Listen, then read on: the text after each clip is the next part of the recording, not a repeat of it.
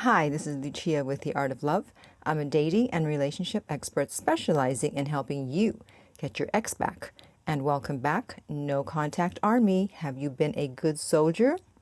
Well, I have an email here from someone who was a very good soldier, and you know what? She wasn't even in the No Contact Army. So how about that? And if you would like to enlist in the No Contact Army, it's very simple. All you have to do is hit the subscribe button and you're in. And if you want to check out the No Contact Army manual, go to nocontactsecrets.com, where you can read 2 free chapters before purchasing the book. So I have an email here from a woman who was broken up with, and she did everything right. So I'm going to go through her email, comment on it, and let's go. So she starts with, I was dating my boyfriend for just over a year when he decided to discard me by email. Okay, can we please stop using that word discard to describe ourselves or to describe yourselves? Because I don't use that word. That's very disrespectful toward yourself and very unloving, okay? Don't use that word. I don't care if everyone's using it. He broke up with you. He ended the relationship. He did not discard you, okay? Continuing on. Oh, and also, okay. So the reasons he gave me were so lame. He said it was with a very heavy heart he had to express this in an email. Aww. But he wasn't cut out for our relationship, whatever that means. He said some BS about how he treasured our time together. Yeah, blah, blah, blah. But he didn't know what love was. Oh, God.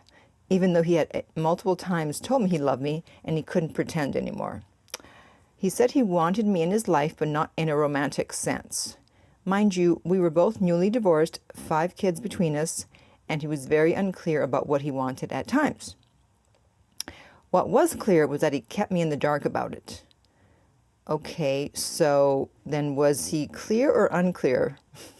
Because you say he was unclear about what he wanted, and then you say that he kept you in the dark. So he was clear about the fact that he was unclear. Is that clear? Okay. And I've never been so caught off guard in my life. I was not only heartbroken, but furious that he broke it off the way he did. How dare he? Yes, I agree. How dare you? That's what really fueled my no contact stance.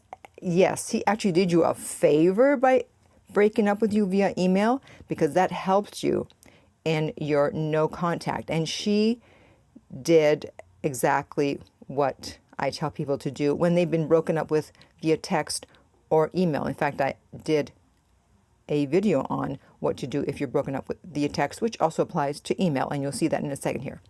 I was clear about my expectations from the start, not into casual dating, want something amazing because my marriage wasn't. In other words, if he wasn't on board, I didn't want to waste my time, so he knew this from the start. I understand that, and he was probably on board too, but then as you'll find out, things happened which pulled him away. He said he wanted me in his life, but as a friend. Yeah, right. He also asked me to contact him after I calmed down from being angry. Ooh. Oh, no, he didn't. Oh, boy. Okay. This is getting juicier. Okay. I said, no way in my mind. Exactly. He was not going to have his cake and eat it too. No contact began that moment. I never responded to him. Yes, girl, yes. I didn't call, text, email, or visit him, which is exactly what I say to do when someone breaks up with you via text or email. They don't deserve a response. It's like, wow, you couldn't even see me in person, or you couldn't even pick up the phone to talk. You're going to email me, you coward? No, you don't get a response. He texted me for a few days asking if I had seen his message. Yes, this is what usually happens. But I didn't acknowledge the questions. Then he said he was getting angry because I didn't have the decency to respond. I continued to ignore him. Good. It's like, excuse me? You broke up with me via email and now you're angry? How dare you? Because I don't have the decency to respond? Well, you didn't have the decency to pick up the phone or meet me in person, so you don't get any respect, pal.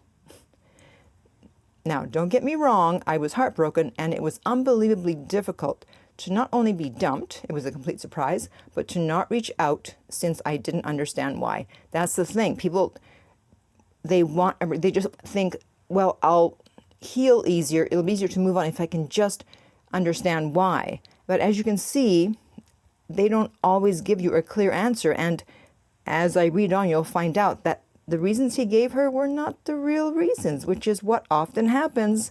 So even if you ask for a reason, you may not get the real reason. All I know was that if it hadn't been for my best friend who encouraged me to not respond, I would not have had the clear-headedness to carry it out. Finally, a friend who knows what they're talking about. Now that's a good friend, because often when people tell me that their friend told them to do this or to do that, it's the wrong advice. But finally, someone who knows what they're doing.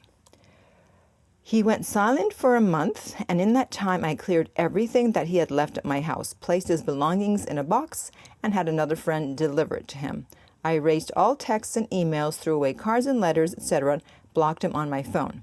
I was moving on with my life. I stayed busy and distracted and got stronger day by day. That's when he started going crazy. People can feel energetically when you've moved on. He wasn't able to communicate with me, and he heard via a mutual friend that I had moved on and he needed to stop wondering about me. This made him very upset. About 6 weeks into no contact, and that would be, 45 days, for those of you that know about the 60-day rule. Yes, 6 weeks into no contact, he began to leave little gifts in my mailbox and notes wishing me well. I didn't respond. He sent emails with sweet messages to my work email because I couldn't block that channel. I didn't respond. I was hardcore. You sure were. I began dating again. He learned that, and the emails and notes increased. I didn't respond. The title of this email should be, I didn't respond. After 2.5 months, he wrote me a long letter. So notice how 6 weeks in, he was trying to get her attention, leaving her notes, etc., etc. She didn't do anything. And then more time had to pass until he finally declared himself. So people who are being impatient with no contact is saying, oh, it's been a week, it's been 21 days.